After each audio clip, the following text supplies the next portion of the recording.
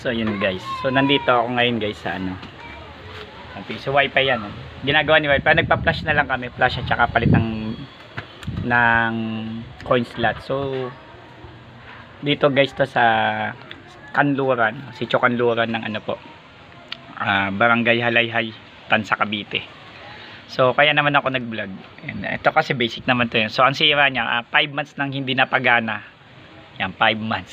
May talagang ano pa. Hindi gumana yung bendo. So dahil daw sa parang napabayaan na nila. So hindi na daw ganun kumikita. And then ngayon naisip daw nilang buhayin. So nangyari is nagloloko na yung mga board. Yung board niya nagloloko na talaga. Pero ang ginawa namin, nilinis lang. And then sa kapal ba naman alikabok. Kasi yung bendo was bought 2021 pa. And then never nang naggalaw. So napakarami ng libag o mga alikabok. So talagang napakatindi na sira niya. Pero anyway, buti kahit na ganun siya, magaling yung nag-build kasi yung license binigay niya doon sa mismong customer. That's great. And then ang isa pa ay nilinis namin yung board. Yung una, somehow hindi nagana, hindi nagbo-boot. Ngayon medyo kahit pa paano nabuhay na, nagbo-boot na. So tinetest na lang namin. So ang sira na lang is coin slot. Talaga yung coin slot bumigay na, talaga shorted na. May ilaw-ilaw na nang lumalabas ng kung ano doon. And then hindi na nawawala, and then hindi mahulugan. So yun guys, no, ayan, kinakabit na lang ni Brother Will yung coin slot. So basic naman yung pagkakabit nun.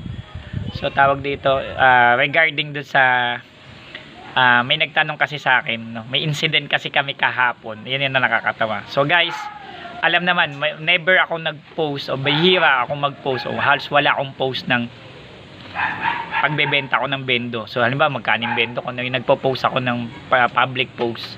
Bakit? Kasi may mga reseller po ako.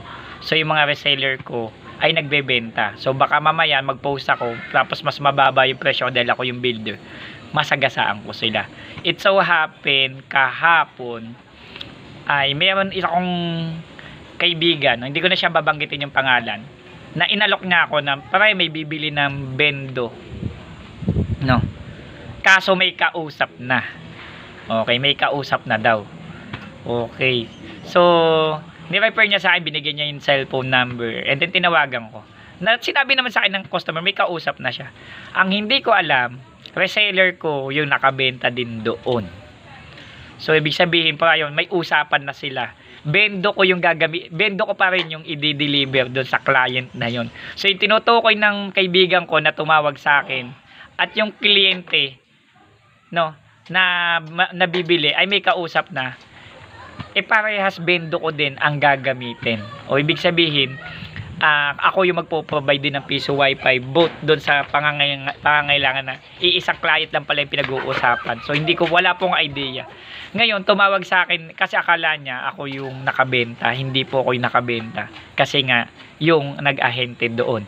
Pero nakita niya kasi ako doon na pumunta. Kaya naman ako pumunta doon. Gawa ng dalawang bendo yung in-order. Nagkakaroon siya ng IP conflict. Nangyayari, halimbawa, bendo 1, tsaka bendo 2. Pag pinagana yung bendo 1, tsaka bendo 2, nagiging isa lang yung bendo 2. Nagiging isa lang yung bendo. So, yung bendo 1, yung bendo 1, tsaka bendo 2, nagiging isa lang. Kaya, pag naghulog ka sa bendo 1, bendo 1 lang yung magagamit mo. Yung bendo 2, pag kumunik ka sa bendo 2, magiging bendo 1 din lang din yun. So, hindi siya nagsisync yung nagiging isa. So nagkakaroon siya ng conflict. So kasi ang ginawa kasi ng client, dalawang bendo sa isang modem. So yun ang medyo challenging kasi hindi nila mapagana ng matino kasi isa lang yung nahuhulugan. Okay, tinry din nilang ayusin. Napaghiwalay naman nila kasi nag-video call kami. Nag-change kami ng IP. But ang naging problema naman ay okay, magkaiba nga ng IP. Naman siya nag-aagawan ng internet. Pag nakakonek ka sa bendo 1, hihina na yung bendo 2. So ganun, pag kumonek ka sa bendo 2, hihina naman sa bendo 1.